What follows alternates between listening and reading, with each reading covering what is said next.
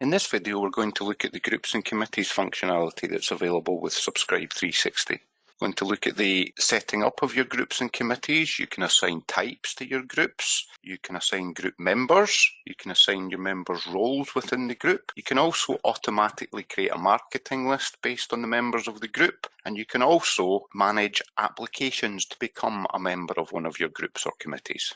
In the membership app, we have two types of records here, groups and group members. We'll look at the groups. We can see the groups that are in our system at the moment. You can see several, C2 Group, Christmas Club, Northern Committee, Finance Members and UKF Cards Policy. If we look at the Christmas Club, for example, we can see we can assign a name to our group or committee, we can assign a description, and we can assign a group type. The group types are managed by your users, so you can have as many or as few group types as you want, and you can also tell the system to automatically create a marketing list for the members of the groups. So if we set that to yes, as new members are added to the groups, they will join the marketing list. You can also control whether or not you want your group to appear on the portal using the display on portal flag. You may also decide that you want to display a group on the portal but not allow people to apply, or you may decide you do wish to apply. That is easily set by this flag.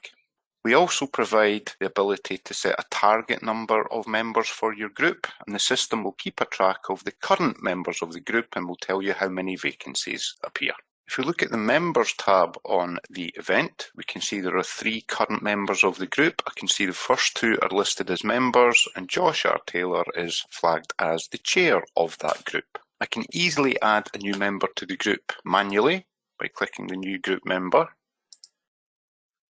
And I will assign this person as a member of the group, and I can state which date they were appointed. Go back to the group.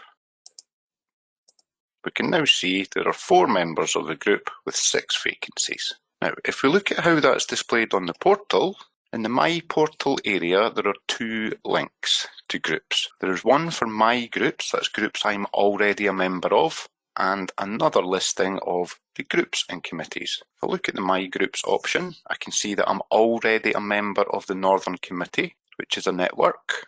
If I come back to look at the other groups and committees, the ones that I'm not a member of, I can see that it lists Christmas Club. I can view the members of it, or I can apply to join. There's the Northern Committee. I'm already a member, so it confirms that to me. And I can also choose to join the UKF Cards Policy. What I'm going to do is apply to join the Christmas Club. Simple user journey, find the group, apply, confirm my application, and the portal confirms that an application has been submitted. So let's go back into the database, and if I look at the group membership applications, we can see there's one already submitted by Daniel McKinnell, and that one that I've just submitted, because I'm logged in as that person to the portal. As a staff member who's responsible for this group, I can look at this application, I can choose to deactivate the application, and I can say whether or not I'm rejecting or accepting that member of the group. So now that I've accepted that application, I'm just going to add that person as a member of the group. I'm going to say again, they're a member of the group because we already have a chair, and say they're appointed today. We come back to the group, recalculate the current number of members. If we look in, we can now see that Daniel McKinnell has been accepted as a member of that group.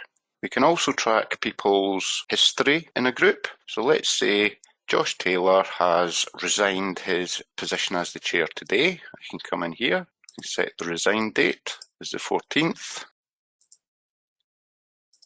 Deactivate it, and Josh will now drop out of the list of current members and join the inactive members group. So we can see we now have a vacancy for a chair in that group. So as you can see, groups and committees are very easy to administer in Dynamics. You have a lot of control over aspects of the group. A name, a description, you can assign a group type, you can decide whether or not you want a marketing list automatically generated with the members of the group on it. You can choose to display your group or committee on the portal with a yes or a no. You can also decide whether or not you want to allow applications via the portal, and it will also keep track of the number of members of your group and the number of vacancies.